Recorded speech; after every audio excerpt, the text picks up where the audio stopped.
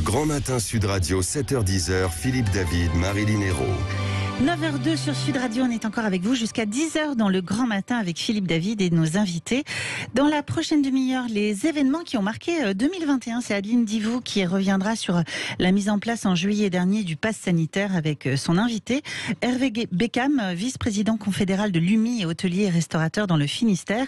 Et puis restez avec nous avec notre chef du jour, vous pourrez gagner un déjeuner pour deux dans un endroit merveilleux. Mais pour le moment, sur Sud Radio, il est 9h03, c'est l'heure de démarrer les grands débats du matin. L'actualité du jour, c'était hier les annonces du gouvernement sur les nouvelles mesures prises par le Conseil de défense pour lutter, ou en tout cas freiner l'évolution du Covid avec la montée du variant Omicron. On a trois invités pour l'instant. Benjamin Berge, patron du restaurant Le Coq de la Place à Rodez, vice-président de la branche. À mon avis, on dit Bergès dans l'Aveyron. Bergès. Désolé, là c'est le Sud-Ouest qui parle. Très bien. Merci. Joyeux Noël. Bon, Benjamin Bergès, patron du restaurant Le Coq de la Place, j'ai bon, à Rodez, ouais, bon. avec un Z, vice-président de la branche restauration de l'UMI dans l'Aveyron. Bonjour, bienvenue. Nous avons aussi le docteur Nicolas Brugère, médecin généraliste à Bordeaux et adhérent de la Confédération des syndicats médicaux français, et Frédéric Bizard, économiste spécialisé des questions de protection sociale et de santé. Bonjour et bienvenue à tous les trois. Bonjour. Bienvenue à tous les trois. Alors, quand on regarde le sondage Sud Radio, 96,6% des votants pensent que les mesures prises par le Conseil de défense sont inefficaces pour freiner l'évolution du Covid-19. On va commencer avec vous, docteur Nicolas Brugère. Est-ce que vous êtes d'accord ? Bah non. Je suis évidemment pas d'accord. La base de la protection contre cette épidémie, c'est prendre des mesures de distanciation, c'est porter le masque et c'est se vacciner. Donc voilà, il n'y a rien à faire. On a un virus qui est là, qui est très envahissant, qu'on ne connaissait pas jusqu'à maintenant, qu'on découvre au fur et à mesure. Et on sait que c'est une des méthodes. C'est assez difficile à supporter pour la société. Mais c'est un virus qui a déjà tué plus de 5 millions de personnes dans le monde. Si on compte les chiffres officiels, donc je peux dire qu'il y en a beaucoup plus qui sont morts, si on compte les Chinois, les gens de l'Inde qui ne sont pas décomptés et d'autres pays. Donc voilà, c'est un virus qui est grave, qui est dangereux pour les personnes, mais aussi qui trouble le système social. Et c'est ça qui est compliqué à vivre. C'est-à-dire qu'il faut s'en défendre et en même temps, il faut essayer de faire en sorte que notre société puisse vivre du mieux possible. Et voilà les contraintes auxquelles on est confrontés tous, médecins et autres. Frédéric Bizard, vous êtes d'accord avec les auditeurs de Sud Radio qui pensent que les mesures ne sont pas efficaces pour contrer Omicron? Ils sont 96,6% à dire ça. Je crois ce qu'il apparaît dans un peu le florilège de mesures, un petit peu un inventaire à l'après-vert qu'on a eu hier. D'abord, je pense que ce Conseil de défense n'est plus adapté à une gestion qui va durer, d'une crise qui doit, avec cette verticalité où on attend finalement un peu des mesures miracles. Et comme ça a été dit par le docteur Brugère, on connaît maintenant parfaitement les mesures barrières, les mesures qui sont efficaces. Je suis assez d'accord avec vos auditeurs pour dire qu'en essayant de vouloir un petit peu satisfaire tout le monde, c'est-à-dire mettre un minimum de contraintes, en particulier pour les fêtes, et puis finalement on finit par ne satisfaire personne, parce qu'encore une fois, les gens sont assez matures et comprennent ce qui est efficace et de ce qui n'est pas efficace. Et en fait, dans ces mesures, on a ce qui rend un petit peu sceptique, c'est que d'abord on a des mesures qui sont trop tardives. On est véritablement à un pic ou proche du pic de cette 5e vague. Est-ce que véritablement c'est maintenant qu'on va arriver à contenir les contaminations par le télétravail? Je pense qu'il y a assez longtemps que le télétravail aurait pu être mis en place. Il n'y a rien qui est véritablement évoqué sur le milieu scolaire. Ce milieu scolaire, il y a une incidence de plus de 900 cas sur 100 000 dans le milieu scolaire. On peut se poser la question, il y a des médecins qui ont fait des tribunes, qui ont dit attention, c'est un sujet extrêmement important, il va falloir prendre de vraies mesures. Bon, là, on n'a pas de mesures qui sont prises. Donc, il y a aussi des mesures qui sont un petit peu des mesures d'affichage qui sont pour le coup complètement inefficaces, les jauges de 2000 à l'intérieur ou de 5000 à l'extérieur. Mais si vous avez quelqu'un qui a un stade, qui a une équipe de foot... Un stade de 80 000 places comme le Stade de France, on peut mettre plus de personnes que 5 000.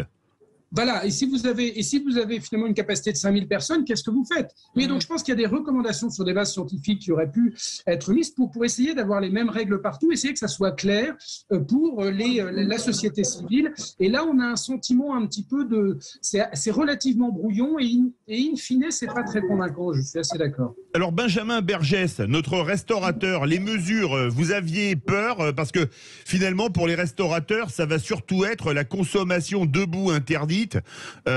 Qu'est-ce que vous inspirent les décisions annoncées hier? Pas grand-chose pour nous personnellement. Il n'y a rien vraiment qui change, juste avec plus de soirées de serveurs au comptoir. Donc c'est le côté bar qui va en prendre un coup, mais on les installera dans la salle. Moi, ce qui me gêne un petit peu plus au niveau des mesures, c'est au niveau des jauges en lieu clos à 2000 personnes, alors qu'on a fermé les discothèques et qu'on a interdit dans certains départements comme nous, en fait, l'utilisation des salles des fêtes pour les traiteurs. Donc c'est là où on a une incompréhension en fait plus pour nos collègues que nous, restaurateurs purs. Nous, en restaurant, on ne va pas rentrer 2000 personnes ici. Il n'y a pas de problème. Oui. Ou alors c'est un très grand restaurant. C'est ça.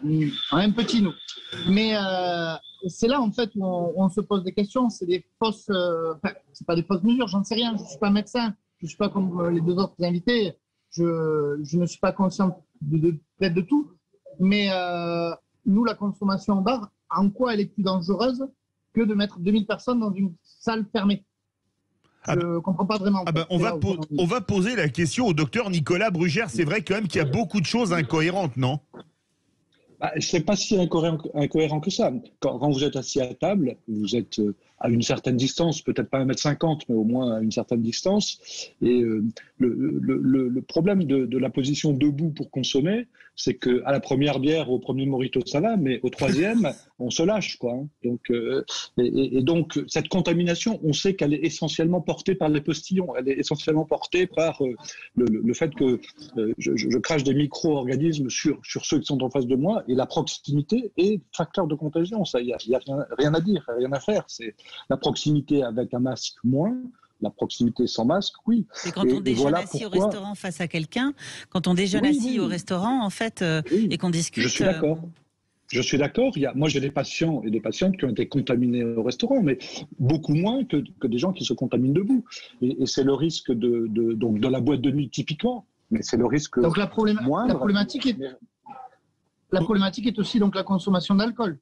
Ça désinhibe, ça fait que les gens sont un peu plus... il y a moins de gestes barrières. Mais dans ce cas-là, pourquoi on autorise les soirées, en fait, et pourquoi on autorise les jauges à 2000 personnes et 5000 personnes? On sait très bien que dans les soirées où il va y avoir 2000 personnes, il y aura de la consommation d'alcool. Nous, dans les bars, dans les restaurants et dans les boîtes de nuit, on maîtrise ça. Parce que quelqu'un qui, en fait, est en excès d'alcool, on sait le maîtriser, le gérer et puis le raccompagner.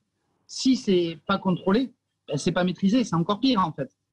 Vrai sujet, justement, Frédéric Bizarre, est-ce que quelque part on n'a pas voulu, ça va faire plaisir à notre ami restaurateur, ménager la chèvre et le chou, et que on ne pouvait pas refermer les restaurants bien évidemment, donc on fait une mesurette, parce que désolé moi, les gens qui sont debout au comptoir c'est quand même infinitésimal par rapport aux gens qui sont assis dans les restaurants en général, je pense qu'on sera tous d'accord là-dessus. Est-ce qu'on n'a pas fait aller... oui, ménager la chèvre et le chou, c'est ça? Pour des critères économiques. Oui, mais c'est surtout, je pense que le facteur essentiel, c'est qu'on arrive trop tard, si vous voulez. C'est que maintenant, c'est vrai qu'aller interdire aujourd'hui aux gens de se réunir pour le 31, 4 jours avant le 31, évidemment, c'est impensable. C'est impensable économiquement, mais c'est impensable aussi socialement. Aller maintenant retarder la date, il y a un certain consensus où il serait bien de retarder un petit peu la date de rentrée scolaire. On voit bien que c'est beaucoup trop tard maintenant. On ne pouvait plus l'organiser maintenant. Et qu'on ne vienne pas nous dire que retarder d'une semaine, ça va mettre en péril l'éducation des enfants, sachant que maintenant, nous sommes relativement rodés. Moi-même qui suis professeur dans les universités, on est relativement rodés et on est capable de gérer de l'enseignement à distance de façon relativement efficace. Mais le problème, c'est que c'est trop tard. Mais la dernière fois qu'ils ont fermé les écoles, on l'a appris le vendredi pour le lundi.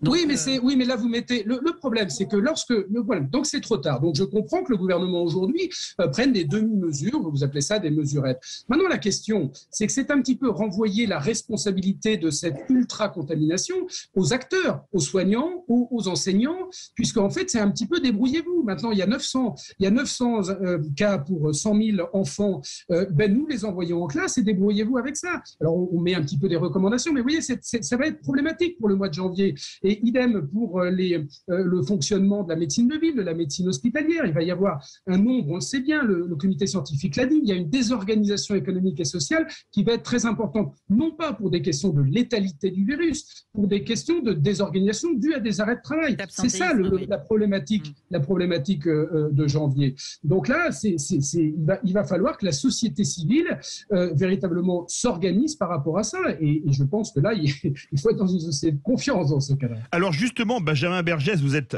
restaurateur et vice-président de la branche restauration de l'UMIH dans l'Aveyron. Comment ont réagi vos confrères aux annonces d'hier soir ? Comme on dit, c'est des mesurettes. Il n'y a rien de concret pour nous, directement. Et comme dit monsieur, si c'est trop tard, quelles vont être les vraies mesures ? Parce qu'en fait, si vous voulez, on attend quelque chose de concret. Qu'on nous dise la vérité, c'est quoi ? On va avoir un couvre-feu, on va avoir des jauges, on va fermer. Mais vos restaurants, ce qui vous pend au nez, c'est le contrôle d'identité ou avec la loi. Le pass sanitaire plus contrôle d'identité. C'était ça en fait, surtout là où vous on n'a pas forcément. Ouais, non. Voilà, excusez-moi.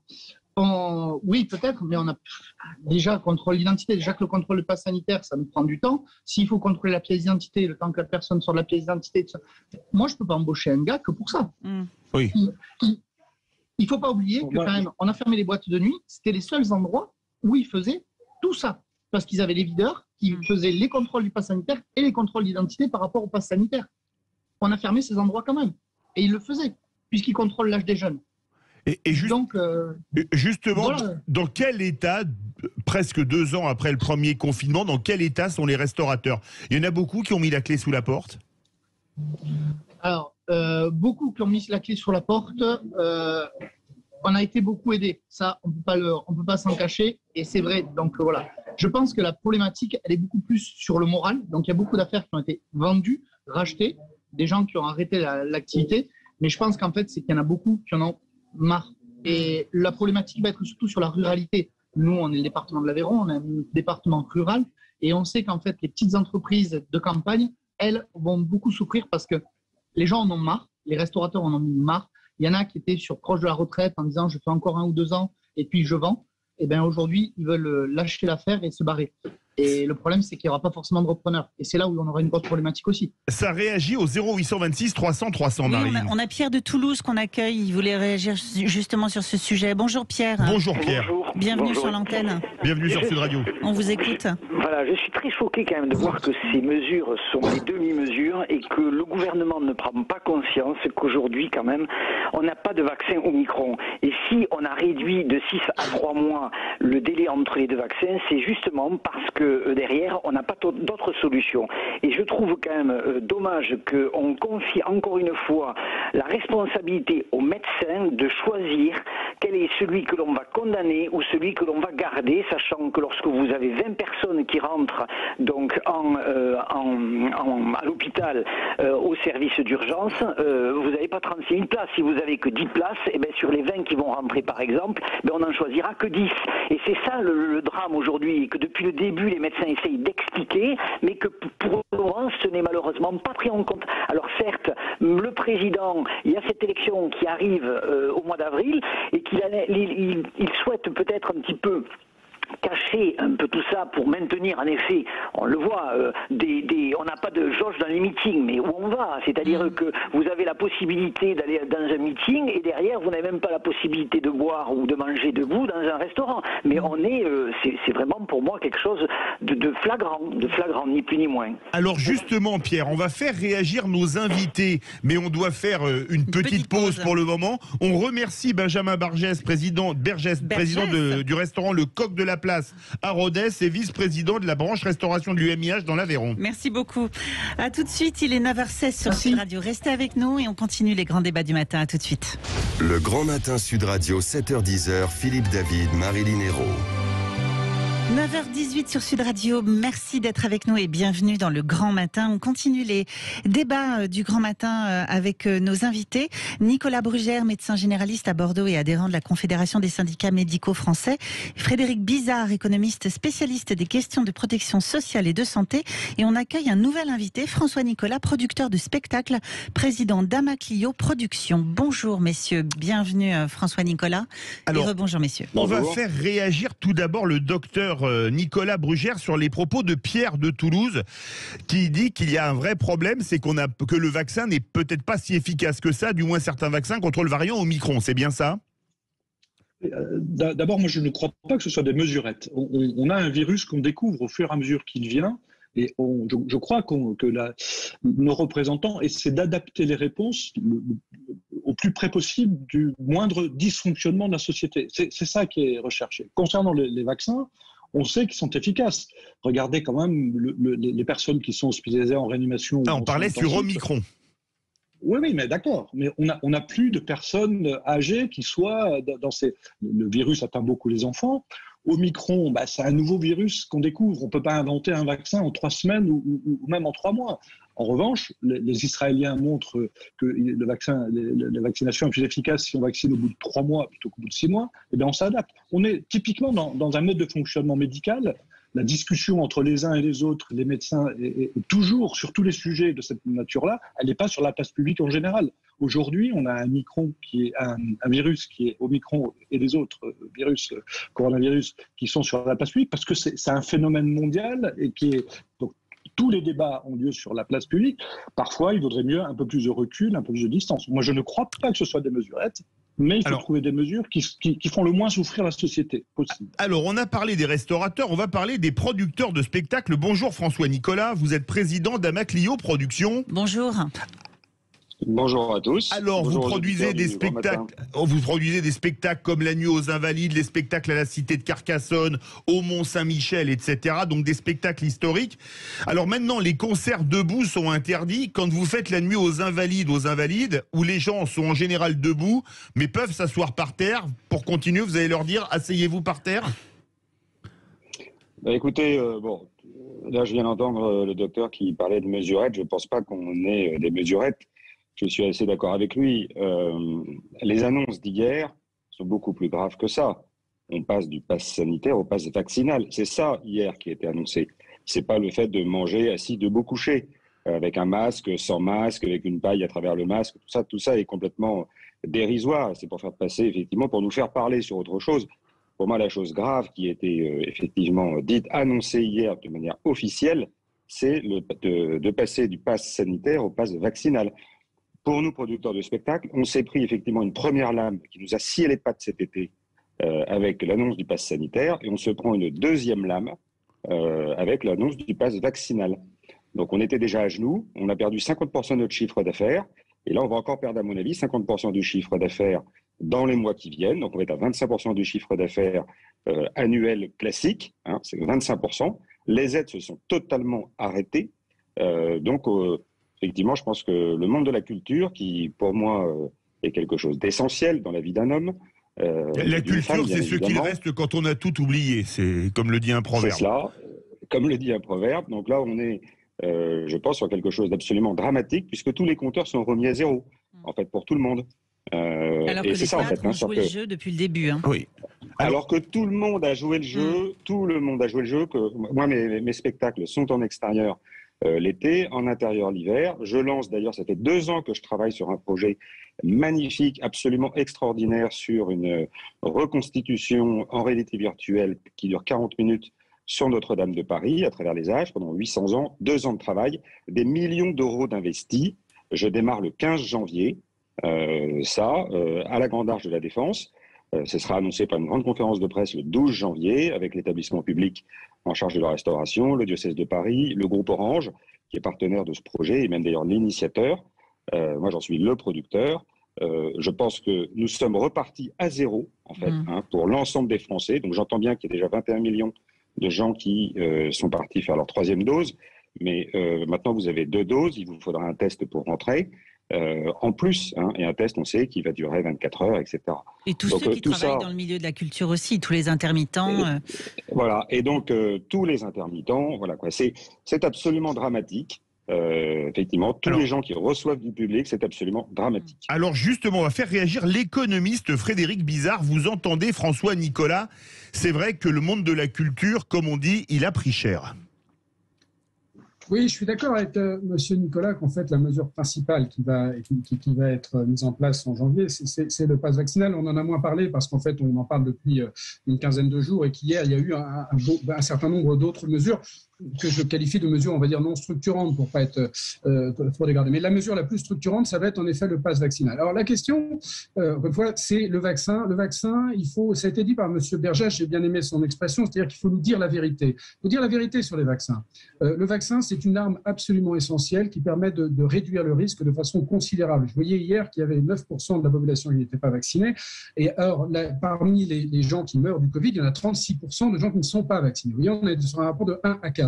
Donc, si vous voulez vous protéger, il faut vous vacciner. En revanche, le vaccin ne permet pas une protection totale aussi bien dans le risque d'attraper le virus que dans le risque de le transmettre. D'accord ? Le virus, le vaccin n'est pas une arme parfaite. Donc, je pense que ça, il faut le dire aux Français, mais ce qui n'empêche qu'il faut aller se vacciner. Alors, quelle va être l'efficacité ? Quel est l'objectif du pass vaccinal ?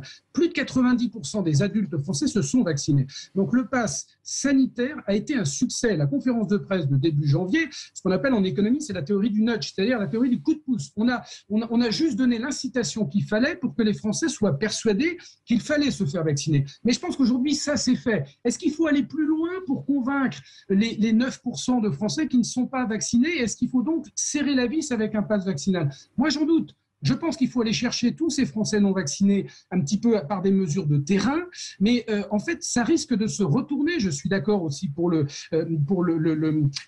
métiers de la culture, mais pour l'ensemble de la vie économique et sociale, sur les 90% de Français qui vont aller se faire vacciner pour une 3e dose et qui vont devoir, partout où ils vont aller, se montrer un pass vaccinal, alors qu'encore une fois, il n'y a pas de problème pour eux. Ils sont vaccinés et donc il faut à la fois qui continuent à être vigilants parce qu'on voit bien que les gestes barrières sont aussi importants aujourd'hui que la vaccination si on veut vraiment contrôler la transmission du virus. Donc j'ai un doute, moi je suis très sceptique sur les conséquences de ce pass vaccinal, sur à la fois l'incitation à se faire vacciner de ceux qui ne sont pas vaccinés, je pense qu'elle sera faible, et sur les conséquences négatives sur le monde de la culture mais sur l'ensemble de la vie économique et sociale à partir du 15 janvier. On a un problème d'offre, on n'a pas un problème de demande par rapport à la vaccination. On a un problème de capacité à vacciner rapidement tout le monde, et puis on a un problème de qualité des vaccins. Il va falloir développer un nouveau vaccin pour Omicron, parce que probablement que l'efficacité sera plus faible. Alors on a beaucoup de réactions sur notre standard 0826 300 300, et on accueille Diane de Perpignan qui voulait réagir avec nous et témoigner. Bonjour Diane, bienvenue. Bonjour Diane. Bonjour tout le monde. On vous écoute. Voilà, je téléphonais tout simplement pour savoir. Ça me pose question quand même. Entre médecins, entre vous-même, quand vous les entendez à la télé, il y en a, surtout les médecins, surtout les pédiatres, surtout les pédopsychiatres qui passent à la télé, que eux-mêmes sont contre ce que vous êtes en train de dire pour les enfants. Vous les entendez entre vous-même, même profession, vous êtes contre, vous contredisez pour les enfants. Et on écoute les pédopsychiatres, tout ce que vous êtes en train de dire, eux ils disent que vous exagérez, qu'il faudrait ralentir, arrêter de dire tout ce que vous dites sur les enfants. Et vous continuez. Donc écoutez-vous entre vous-même, je vous dis, écoutez-vous entre vous-même, déjà ce serait déjà pas mal à place de venir nous dire ce qu'on doit faire ou pas faire. Écoutez-vous entre professions, écoutez-vous et respectez-vous. Écoutez-vous. Après j'ai une autre question à vous poser. Oui. À Orléans, ma fille a accouché à Orléans il y a 1 mois. Oui. Je connais des personnes qui travaillent à Orléans. Vous savez, des manipulateurs, des médecins, j'en connais 2 ou 3. Et là, ce qui s'est passé, comme ils nous ont dit, on doit rentrer dans les hôpitaux avec des passes sanitaires. On doit rentrer avec des tests. Veuillez m'expliquer comment ça se fait que je ne veux pas stigmatiser non plus. Les gens du voyage peuvent rentrer comme ils veulent, combien ils veulent, parce qu'on ne veut pas de problème. Parce que quand ils rentrent à eux et qu'ils rentrent à 10 derrière, eh bien vous n'avez pas la possibilité de les arrêter. Parce qu'ils vous mettent leur boîte dans les urgences, dans dans les... Et on les laisse faire. Et à nous, on nous interdit d'aller voir nos patients. Alors, on doit aller voir nos gens, les personnes qu'on connaît. C'est pas normal non plus. Alors Diane, on va faire réagir justement le docteur Brugère. Docteur, vous avez entendu Diane de Perpignan qui pose 2 questions. C'est vrai que beaucoup de vos confrères sont pas d'accord sur la vaccination des enfants ou pas. Ça, c'est une vraie question. D'ailleurs, commencé pour les 5-11 ans. Hein. Et la deuxième chose, c'est les contrôles à l'hôpital. C'est vrai que si on arrive à 10 avec, en étant menaçant, on va peut-être vous laisser rentrer alors qu'on ne laissera pas rentrer une personne ou 2 personnes toutes seules, dont une n'est pas en règle sur le pass sanitaire. Donc, je vous disais tout à l'heure que les débats médicaux sont toujours tendus entre les médecins. Et ah oui. C'est depuis que la médecine existe. Mais elle n'a pas lieu sur les chaînes publiques de télévision ou les chaînes privées de télévision et de radio. Donc voilà, là, on a encore une fois affaire à un phénomène tout à fait nouveau. Et effectivement, on a des débats entre les médecins. Moi, je trouve malheureux que ce débat ait lieu de cette manière publique parce que le public n'a pas forcément toutes les clés du problème. Mais oui, on peut discuter du fait qu'une vaccination est utile ou pas entre 5 et 12 ans, plus ou moins utile. On sait en tout cas qu'au-delà de 80 ans, elle est absolument indispensable. Concernant les personnes qui ne sont pas vaccinées, moi je suis médecin généraliste, j'ai quelques patients dans ma clientèle qui ne sont pas vaccinés, dans ma patientèle, on n'y arrivera pas. Les personnes qui ne sont pas vaccinées aujourd'hui, avec la première dose, à part quelques exceptions, on n'arrivera pas à les vacciner. Donc il faut trouver des mesures différentes pour qu'elles soient protégées, et les mesures barrières sont les meilleures mesures par rapport à ceux qui ne sont pas vaccinés. On va se battre, on va continuer à se battre, mais on va avoir du mal à arriver à convaincre ceux qui ne sont pas convaincus aujourd'hui. Les gens qui ont reçu 3 doses, qui sont contaminés mais asymptomatiques, doivent être confinés pour éviter aux non-vaccinés de finir à l'hôpital. Vous voulez que je lance ce débat? J'en suis pas convaincu. Je ne suis pas convaincu personnellement, mais je ne vais pas lancer le débat public parce que je pense qu'on peut être porteur sain du virus, le transmettre, et pas forcément être contaminant de manière violente par rapport aux gens qui sont très protégés. Alors, docteur Brugère, ça réagit beaucoup au 0826 300 300. On a Jean-Pierre de Villefranche-sur-Saône qui voulait réagir. Bonjour Jean-Pierre. Bonjour Jean-Pierre. Jean-Pierre. Allô Jean-Pierre. Allô Jean-Pierre. Bonjour, il est en Normandie, Jean-Pierre, mais c'est pas très grave. C'est pas Villefranche-sur-Saône, c'est en Normandie, c'est pas le même coin, non, ça c'est clair. Oui, je vous entends. Alors, on vous écoute.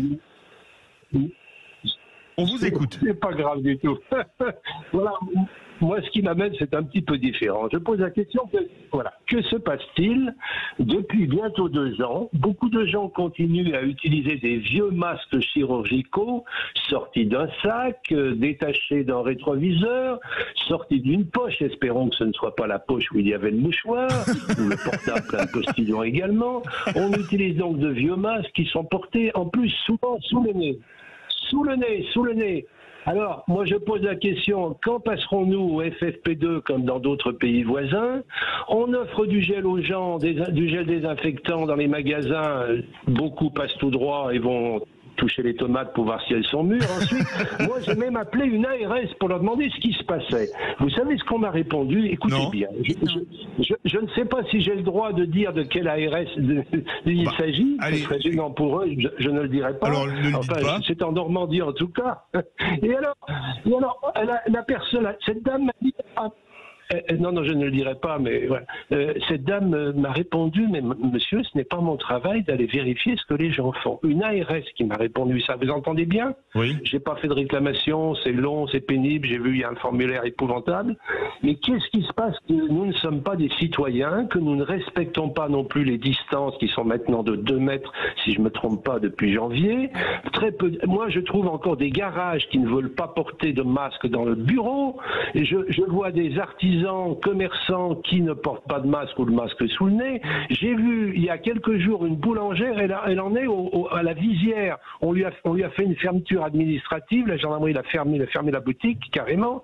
Elle a rouvert et elle a une visière qui n'est pas légale et qui mérite une amende. Qu'est-ce qui se passe que personne ne fait une émission là-dessus sur le peu de citoyenneté? Nous ne nous respectons pas. Voilà. Alors merci beaucoup Jean-Pierre de Normandie. Il nous reste 1 minute. On va faire réagir François Nicolas, producteur de spectacles.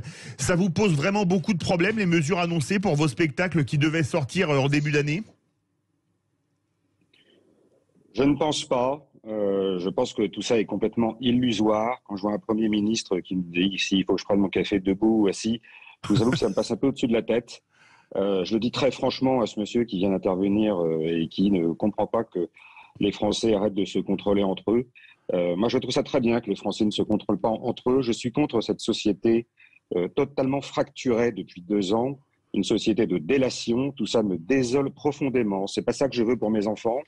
Donc, on peut me parler effectivement de l'engorgement des hôpitaux, parce que ça, c'est un vrai sujet, et c'est le sujet essentiel depuis 2 ans. C'est l'engorgement des hôpitaux. Et très bizarrement, on n'entend pas le gouvernement sur ce sujet, on vient de l'apprendre hier d'ailleurs. Moi, je l'ai appris hier, 5000 lits ont encore été fermés depuis 2 ans. Sur l'année dernière, 5700. Sur l'année dernière, 5700. Sur une seule année. 2020. En 2020. Voilà, sur une seule année, voilà, j'étais même encore trop optimiste. Oui. Donc, il y a un sujet, c'est celui-là. Le reste, il faut arrêter de monter les Français les uns contre les autres. C'est absolument cataclysmique pour le psychisme des gens. Et alors, effectivement, il y a le Covid, il est meurtrier, c'est une saloperie, tout le monde le sait, mais il n'y a pas que le Covid dans la vie. Voilà. Eh bien, merci beaucoup. On remercie tous nos invités, François Nicolas, Benjamin Bergès, Frédéric Bizard et le docteur Nicolas Brugère. Verdict sur Twitter. Les mesures prises par le Conseil de défense sont-elles efficaces pour freiner l'évolution du Covid variant Omicron? Vous dites non à 97% et 97 pile poil. Là, on était à 96,9, on est passé à 97. Merci beaucoup à tous. Merci en tout cas de vos réactions.